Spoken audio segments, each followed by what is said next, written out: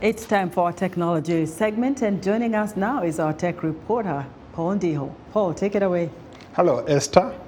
In 2023, Nigeria adopted technological tools aimed at improving transparency and electoral fraud. But critics say the technology failed to deliver credible elections. I spoke with Adedoyin Adedeji, a tech analyst based in Lagos, Nigeria. Welcome to Africa 54. Thank you very much for having me. You recently had elections in Nigeria. A lot of people criticized INEC for what happened. They said that the technology they deployed during the elections did not work. As a tech analyst, somebody who has been observing how technology works in Nigeria, what happened during the elections? I think one of the exciting things that we all looked forward to in this particular election was the deployment of technology. The one thing we've always looked out for was how we can integrate technology into our elections better. And I think these elections was a pointer to that. There were itches and there were also disappointments regarding this.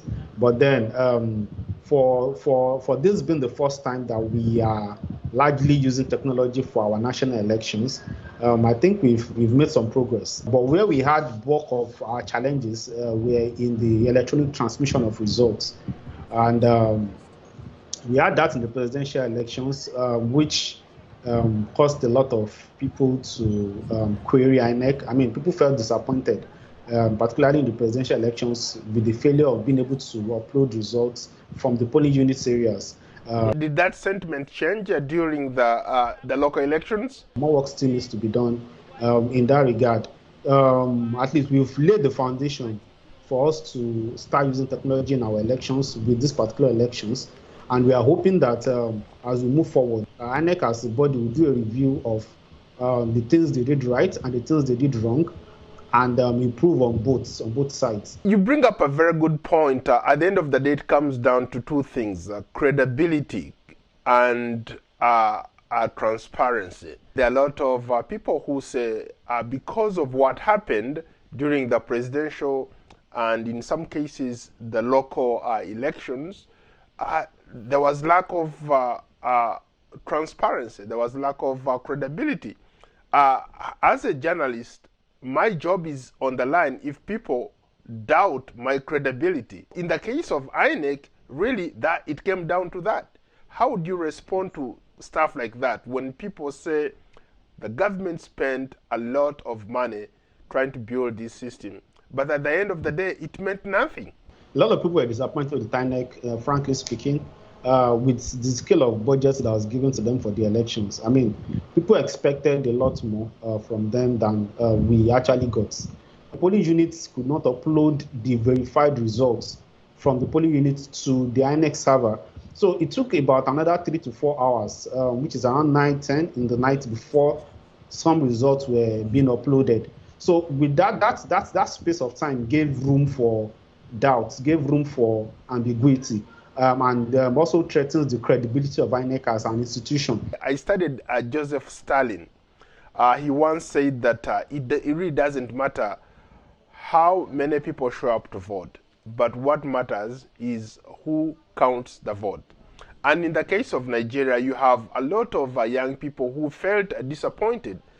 They think that the system, as it were, did not really change, even though they claim, quote unquote, they deployed the most advanced technology.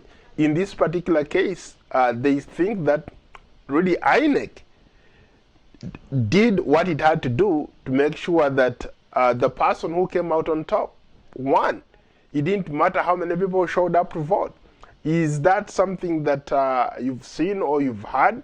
Yes, the ruling party won the elections as declared by INEC.